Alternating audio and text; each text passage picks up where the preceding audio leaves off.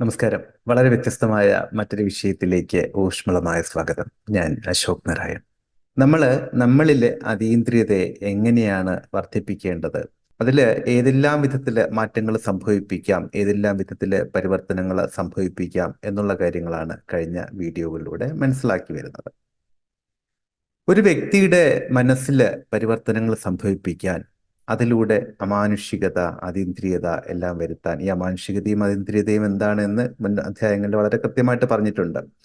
അപ്പോൾ അക്കാര്യത്തിൽ തെറ്റിദ്ധാരണയോ ആശയക്കുഴപ്പങ്ങളോ ഒന്നും വേണ്ട, എന്ത് തന്നെയായാലും. അപ്പോൾ അമാനുഷികതയെ, അതീന്ദ്രിയതയെ എല്ലാം വർദ്ധിപ്പിക്കാൻ, കൂടുതൽ മാനസിക പരിവർത്തനം സംഭവിപ്പിക്കാൻ ചെയ്യാവുന്ന വളരെ പ്രധാനപ്പെട്ട കാര്യങ്ങളിലൊന്നാണ് ധ്യാനം, മെഡിറ്റേഷൻ. അപ്പൊ മെഡിറ്റേഷൻ എങ്ങനെയാണ് ഒരു വ്യക്തിയുടെ മനസ്സിനെ സ്വാധീനിക്കുന്നത് എന്ന് നോക്കാം. അതായത് നമുക്കറിയാം, നമ്മൾ വ്യായാമം ചെയ്യുന്നതിലൂടെ ശാരീരികമായിട്ടുള്ള പരിവർത്തനങ്ങൾ, ആരോഗ്യം, ഇതെല്ലാം വ്യക്തികൾക്ക് സംഭവിക്കുന്നുണ്ട്. അത് ഏത് വിധത്തിലാണ് നമ്മൾ വ്യായാമം ചെയ്യുമ്പോൾ ശാരീരികമായിട്ടുള്ള പരിവർത്തനം സംഭവിക്കുന്നത്, നല്ല ആരോഗ്യകരമായിട്ടുള്ള ശരീരം ഒരു വ്യക്തിക്ക് ലഭിക്കുന്നത്? സ്വാഭാവികമായിട്ടും ഓരോ അവയവങ്ങളും ഉചിതമായ വിധത്തിൽ പ്രവർത്തിക്കുമ്പോൾ, അല്ലെങ്കിൽ അതിന് കൃത്യമായ വിധത്തിലുള്ള ഒരു പരിശീലന ക്രമത്തിലൂടെ കടന്നു പോകുമ്പോൾ, അതാത് ഇന്ദ്രിയങ്ങളിലേക്കുള്ള രക്തപ്രവാഹവും അതാത് ഇന്ദ്രിയങ്ങൾ കൃത്യമായിട്ട് പ്രവർത്തിക്കാൻ ഉചിതമായിട്ടുള്ള അനുബന്ധ ഘടകങ്ങളുമെല്ലാം അതാത് ഇന്ദ്രിയങ്ങളുടെ പരിവർത്തനത്തിന്, അതാത് ഇന്ദ്രിയങ്ങളെ കൂടുതൽ ആരോഗ്യകരമായ അവസ്ഥകളിലേക്ക് നയിക്കാൻ തീർച്ചയായിട്ടും സഹായിക്കും, അല്ലെ? അതേ വിധത്തിൽ തന്നെ ശാരീരികമായിട്ടുള്ള പരിവർത്തനത്തിന് വേണ്ടി ചെയ്യുന്ന മറ്റൊരു കാര്യമാണ് കൃത്യമായിട്ടുള്ള ഭക്ഷണം, പോഷകാഹാരങ്ങൾ, അതേ വിധത്തിലുള്ള മറ്റ് തയ്യാറെടുപ്പുകൾ, ഇതെല്ലാം. അപ്പോൾ നമ്മൾ ശരീരത്തിന് ഇത്രമാത്രം പരിഗണന കൊടുക്കുമ്പോൾ മനസ്സിന് ഏത് വിധത്തിലുള്ള പരിഗണനയാണ് ഒരു സാധാരണ വ്യക്തി കൊടുക്കുന്നത്? മാനസിക പരിവർത്തനം കൃത്യമായിട്ട് സംഭവിക്കാൻ ഏത് വിധത്തിലുള്ള സമീപന രീതികളിലൂടെയാണ് സാധാരണ ഒരു വ്യക്തി കടന്നു പോകുന്നത്? അവിടെയാണ് മെഡിറ്റേഷന്റെ പ്രാധാന്യം. മെഡിറ്റേഷനിലൂടെ മനസ്സിൽ കൃത്യമായിട്ടുള്ള പരിവർത്തനങ്ങൾ സംഭവിപ്പിക്കാൻ സാധിക്കും. എന്താണ് അതിന് അടിസ്ഥാനമായിരിക്കുന്നത്? നമുക്ക് അത്തരം കാര്യങ്ങളിലേക്ക് കൂടി ഒന്ന് പോകാം. അതായത് ധ്യാനാത്മകമായ നിമിഷങ്ങളിലൂടെ മനസ്സ് കടന്നു പോകുമ്പോൾ പ്രധാനമായിട്ടും സംഭവിക്കുന്ന കാര്യങ്ങളിലൊന്ന്, മനസ്സിന് കൃത്യമായിട്ടുള്ള വിശ്രമം ലഭിക്കുന്നു. നമുക്കറിയാം, നമ്മുടെ ശരീരം സാധാരണഗതിയിൽ വിശ്രമാവസ്ഥയിൽ ഇരിക്കുമ്പോൾ നമുക്ക് ക്ഷീണം തോന്നിയിട്ടുണ്ടെങ്കിൽ സ്വാഭാവികമായിട്ട് നമ്മൾ അല്പസമയം വിശ്രമിക്കുമല്ലേ? നമുക്കറിയാം എന്തെല്ലാം ചെയ്യണം. സുഖമായിട്ട് ഒന്ന് ഇരുന്നാൽ മതിയോ, അല്പസമയം കിടക്കേണ്ടതുണ്ടോ, ഇത്തിരി സമയം ഉറങ്ങേണ്ടതുണ്ടോ, ഇതെല്ലാം നമുക്കറിയാം. പക്ഷെ മനസ്സിന് ഒരു വിശ്രമം കൊടുക്കാൻ, അല്ലെങ്കിൽ മനസ്സ് ഒരു സംഘർഷാവസ്ഥയിലൂടെ അല്ലെങ്കിൽ സമ്മർദ്ദത്തിലൂടെ കടന്നു പോകുമ്പോൾ അതിന് ഒരു ലാഘവത്വം നൽകാൻ നമ്മുടെ കൈവശം എന്താണുള്ളത്? എന്ത് ടെക്നിക്കാണുള്ളത്? ഒന്നുമില്ല. അപ്പൊ ഇത്തരം സാഹചര്യങ്ങളിലാണ് മെഡിറ്റേഷന്റെ ഒരു പ്രാധാന്യം നമ്മൾ തിരിച്ചറിയേണ്ടത്. ദിവസത്തിലെ ഒരു ശരാശരി വ്യക്തി കുറഞ്ഞത് ഒരു 20 മിനിറ്റ് ധ്യാനാത്മകമായ നിമിഷങ്ങളിലൂടെ കടന്നു പോകാൻ സാധിക്കുമെങ്കിൽ തീർച്ചയായിട്ടും ആ വ്യക്തിയിൽ അസാധാരണമായ വിധത്തിലുള്ള മാനസിക പരിവർത്തനങ്ങൾ സംഭവിക്കും.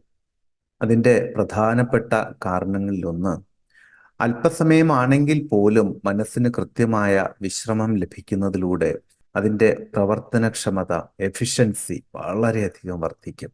10 മടങ്ങ് വർദ്ധിക്കും എന്ന് വേണമെങ്കിൽ പറയാം.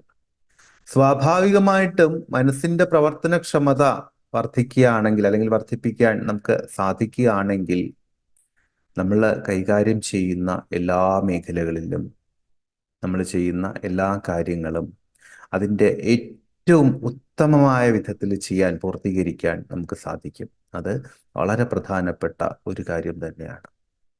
അതുപോലെ തന്നെയുള്ള മറ്റൊരു കാര്യമാണ്, നമ്മൾ ധ്യാനാത്മകമായ നിമിഷങ്ങളിലൂടെ തീവ്രമായിട്ട് കടന്നു പോകുമ്പോൾ മനസ്സ് അതിൻ്റെ ഭൗതിക തലങ്ങളെ തരണം ചെയ്തുകൊണ്ട്, മറികടന്നുകൊണ്ട് മറ്റൊരു തലത്തിലേക്ക്, അല്ലെങ്കിൽ ആത്മീയ തലത്തിലേക്കെന്നോ പ്രാപഞ്ചിക തലത്തിലേക്ക് എന്നോ ഒക്കെ പറയാം, ആ ഒരു തലത്തിലേക്ക് ബന്ധപ്പെടാൻ തുടങ്ങുന്നുണ്ട്, അല്ലെങ്കിൽ ആ ഒരു തലവുമായിട്ട് മനസ്സ് ബന്ധപ്പെടുന്നുണ്ട്. അപ്പോൾ ആത്മീയ തലവുമായിട്ട്, അല്ലെങ്കിൽ പ്രാപഞ്ചിക തലവുമായിട്ട് മനസ്സ് ബന്ധം സ്ഥാപിക്കുന്നതിലൂടെ സ്വാഭാവികമായിട്ടും ആത്മീയമായ അല്ലെങ്കിൽ പ്രാപഞ്ചികമായ നിരവധി അറിവുകൾ നമ്മളിലേക്ക് നമ്മൾ പോലും അറിയാതെ കടന്നെത്തും. നമുക്കറിയാം, അറിവുകൾ നമ്മളിലേക്ക് കടന്നെത്തുകയാണെങ്കിൽ, നമ്മൾ ഏത് തലത്തിലൂടെ കടന്നു പോകുന്ന വ്യക്തിയാണെങ്കിലും, ഭൗതികമായിട്ട് ഏതവസ്ഥയിൽ നിലനിൽക്കുന്ന വ്യക്തിയാണെങ്കിലും ശരി, അറിവുകൾ വ്യക്തികളെ വളരെ മുന്നിലേക്ക് എത്തിക്കാൻ സഹായിക്കുക തന്നെ ചെയ്യും. മാത്രമല്ല, മറ്റൊരു കാര്യം കൂടിയുണ്ട്. ഈ പറയുന്ന മാനസിക അവസ്ഥയിലൂടെ കടന്നു പോകുമ്പോൾ, അല്ലെങ്കിൽ പ്രാപഞ്ചിക ബോധവുമായിട്ടുള്ള വിലയം പ്രാപിക്കലിലൂടെ, താതാത്മ്യം പ്രാപിക്കലിലൂടെ നമ്മുടെ മനസ്സിന്റെ സാധ്യതകൾ അതിന്റെ പരമാവധിയിലേക്ക് ഉയരും. പരമാവധിയിലേക്ക് വരും. അത് ഒന്നോ രണ്ടോ ദിവസം ചെയ്യുമ്പോഴോ മാസങ്ങൾ ചെയ്യുമ്പോഴോ എന്നല്ല ഞാൻ പറയുന്നത്. പക്ഷേ വ്യക്തികൾക്കനുസരിച്ച് അവരെ എത്രമാത്രം നന്നായിട്ട്, എത്രമാത്രം ഉചിതമായ വിധത്തിൽ ആ അവസ്ഥകളിലൂടെ കടന്നു പോകുന്നു, ഇതിനെല്ലാം ആനുപാതികമായിട്ടായിരിക്കും മനസ്സ് ആ സാധ്യതകളിലേക്ക് ഉയരുമെന്ന് പറയുന്നത്, അതിനുള്ള സമയക്രമവും. പിന്നെ പെട്ടെന്ന് ദിവസം ഉയരും, അല്ലെങ്കിൽ പരിപൂർണതയിലേക്ക് കുറച്ചു കാലം കൊണ്ട് ഉയരും എന്നുള്ളത് മാത്രമല്ല, അല്ലെങ്കിൽ എന്നുള്ളതല്ല, അതിലപ്പുറം അതിൻ്റെ ഉയർച്ച അത് അവിരാമം തുടർന്നുകൊണ്ടേയിരിക്കും. അത് അവസാനമില്ലാതെ തുടർന്നുകൊണ്ടേയിരിക്കും. ഇതെല്ലാം മെഡിറ്റേഷന്റെ വളരെ പ്രധാനപ്പെട്ട ചില വശങ്ങളാണ്. അതുപോലെ തന്നെയുള്ള വളരെ പ്രധാനപ്പെട്ട മറ്റൊരു വശം, ഒരുപക്ഷെ ഒരു വ്യക്തി അനുഭവിച്ചു കൊണ്ടിരിക്കുന്ന പല വിധത്തിലുള്ള ശാരീരിക, മാനസിക, വൈകാരിക അസ്വസ്ഥതകളും പരിഹരിക്കപ്പെടുകയോ ലഘൂകരിക്കപ്പെടുകയോ ഒക്കെ ചെയ്യും. അതും അത്ഭുതകരമായിട്ടുള്ള മറ്റൊരു സവിശേഷത തന്നെയാണ്. കാരണം നമുക്കറിയാം, ഒരു വ്യക്തിയുടെ ശാരീരിക, മാനസിക, വൈകാരിക ഘടകങ്ങളെ ക്രമീകരിക്കുന്നതിൽ, അല്ലെങ്കിൽ മാനസിക വൈകാരിക ഘടകങ്ങൾ നിലനിർത്തുന്നതിലും അതിൻ്റെ സന്തുലന അവസ്ഥയിലും മനസ്സിന് വളരെയധികം പ്രാധാന്യമുണ്ട് എന്നുള്ളത് അല്ലെ. അപ്പോൾ ആ മനസ്സ് അതിൻ്റെ സാധ്യതകൾ ഉണർത്തുന്ന സമയത്ത് ഈ പറയുന്ന കാര്യങ്ങളിലും തീർച്ചയായിട്ടും വ്യത്യാസങ്ങൾ, അനുകൂലമായിട്ടുള്ള വ്യത്യാസങ്ങൾ, ഏറ്റവും നല്ല വിധത്തിലുള്ള പരിവർത്തനങ്ങൾ സംഭവിക്കും. അത് തന്നെയാണ് മെഡിറ്റേഷന്റെ ഒരു ഗുണം എന്ന് പറയുന്നത്.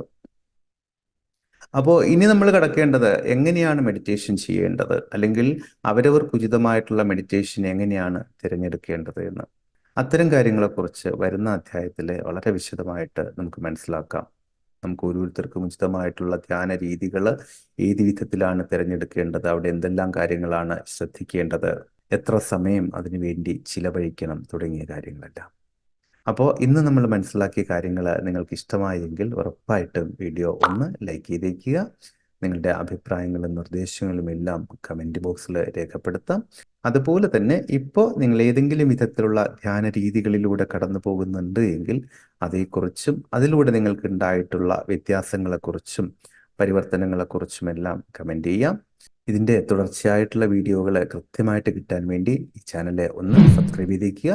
നോട്ടിഫിക്കേഷൻസ് കൃത്യമായി ലഭിക്കാൻ ബെല്ലൈക്കൺ കൂടി ഒന്ന് പുഷ് ചെയ്തേക്കുക. അപ്പോൾ ധ്യാനത്തെക്കുറിച്ചുള്ള കൂടുതൽ വിവരങ്ങളും അറിവുകളുമായി വീണ്ടും കണ്ടുമുട്ടാമെന്ന ശുഭപ്രതീക്ഷയോടുകൂടി തൽക്കാലം വിട പറഞ്ഞു പിരിയുന്നു. സ്നേഹപൂർവ്വം, അശോക് നാരായൺ.